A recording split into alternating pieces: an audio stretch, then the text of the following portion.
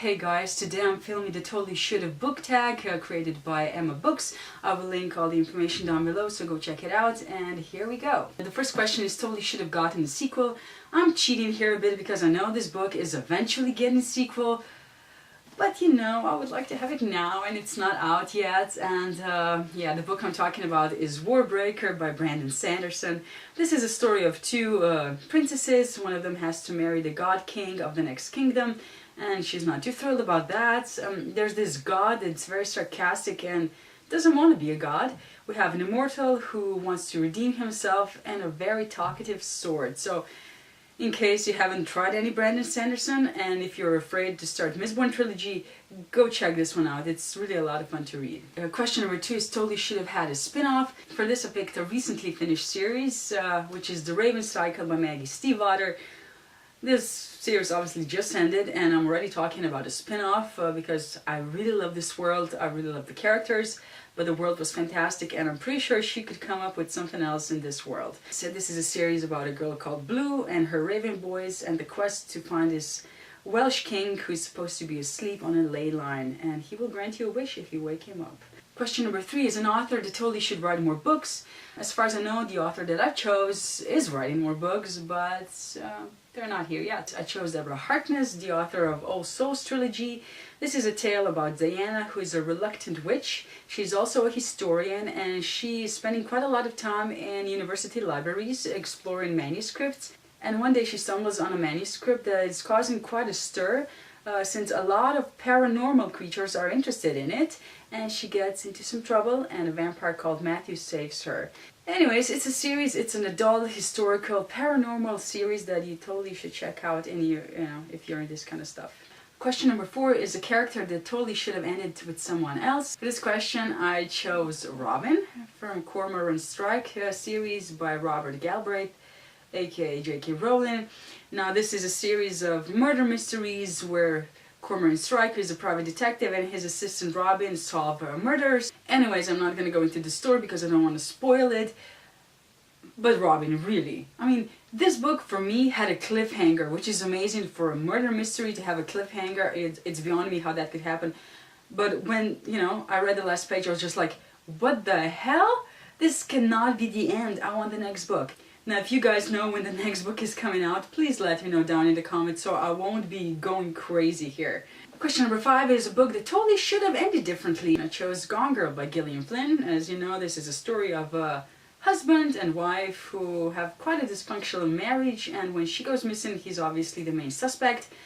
Throughout the book, we learn a lot about their relationship, and when it comes to the end, I didn't dislike it, it was fine, but seriously, I could not believe the choices these people made. Question number 6 is totally should have had a movie franchise. For this I picked Rhaeria Revelations by Michael J. Sullivan. This is book 2 in the series because, book 1 and 3 are being lent out. This is a story of Royce and Hadrian, who are a thief and an assassin, and they manage to get into some trouble.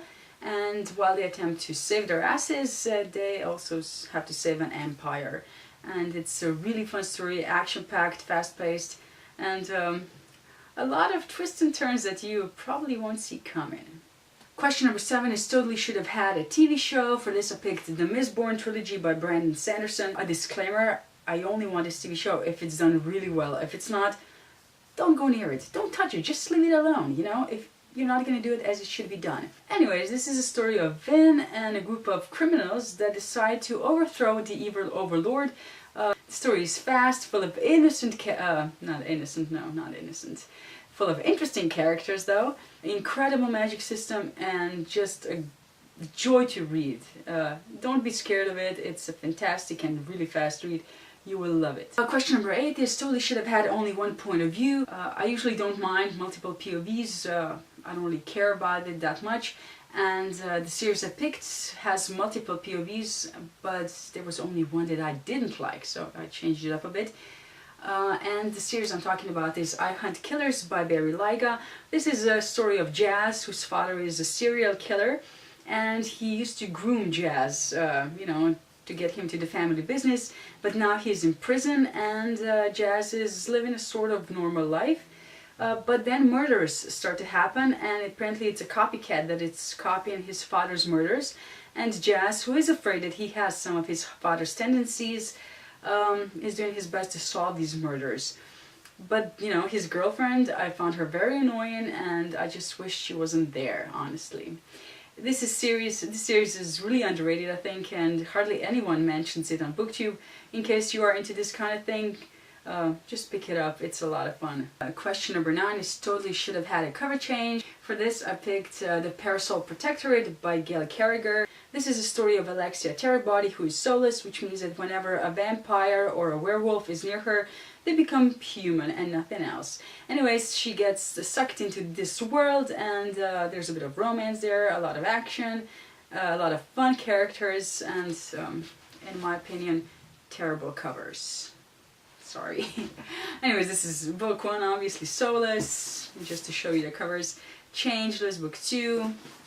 Then we have Blameless, Heartless, and then we have the 5th book, which is Timeless.